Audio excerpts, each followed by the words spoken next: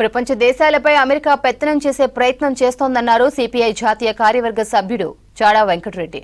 నల్ల డబ్బును బయటకు తీసుకొస్తామని అధికారంలోకి వచ్చిన మోదీ ఇప్పుడు దేశ సంపదను కొన్ని కార్పొరేట్ సంస్థలకు దోచిపెడుతున్నారని ఆరోపించారు. అధికారంలో ఉన్నవారికి ఎన్నికల కమిషన్ అనుకూలంగా పనిచేస్తోందన్నారు.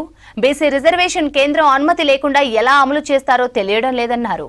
బీసీ రిజర్వేషన్లు పెండింగ్ లో పెట్టి ఎన్ని రోజులు స్థానిక సంస్థల ఎన్నికలు ఆపుతారని రాష్ట్ర ప్రభుత్వాన్ని ప్రశ్నించారు చాడా వెంకటరెడ్డి.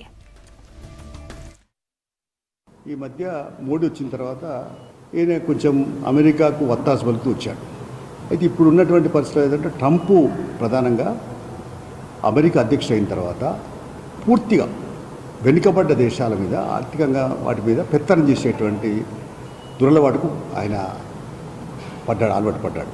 దురుద్దేశంతో వివరిస్తున్నాడు. ఇప్పుడు మన పైన సుంకాల మీద సుంకాలు వేస్తున్నాడు. ఇంకా సుంకాలు దాడి చేస్తా అంటే అనేక దేశాలను ఆంక్షలు పెట్టి కెనడా లాంటివి ఇంకా ఇతర దేశాలు ఆఖరు మన భారతదేశంతో మొన్నటిదాకా మోడీ ట్రంప్ జోడీ అనుకున్నారు.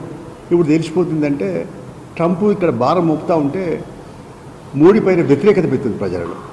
ఇప్పుడు మోడీ కూడా తన వైఖరి మార్చుకుంటూ కనపడతా ఉంది. ఇప్పుడు కొంచెం చైనాతో రష్యాతో దోస్తీ చేయడానికి ప్రయత్నం చేస్తున్నాడు.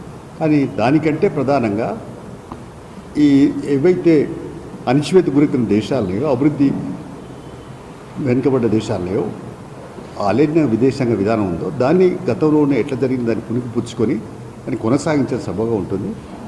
ఇంకో వైపునో ఈ దేశంలో దోసుకొని విదేశాల్లో దాచుకున్నటువంటి దొంగ డబ్బును వెలికితీస్తానని ఇప్పటికి తీయలేదు.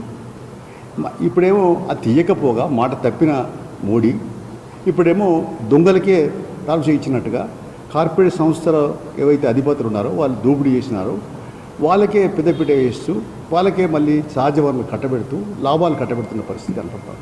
ఈ ఎన్నికల కమిషన్ మీద ఈ మధ్యకాలంలో అనేకమైనటువంటి ఆరోపణలు వస్తూ ఉన్నాయి. ఎన్నికల కమిషన్ అనేది నిస్వార్థంగా నిబద్ధత వివరించాలి, పారదర్శకత వివరించాలి, జవాబుదారీగా వివరించాలి. అలా వివరించట్లేదు అనేటువంటిది చర్చ. కారణం ఏమిటి దీనికి అంటే అధికారం ఎవరుంటే వాళ్ళకి అనుకూలంగా ఉండేటువంటి విధి విధానాలను రూపొందిస్తే ఎన్నికల విధానమే తప్పుడు సంకేతాలకు దారిస్తాయి.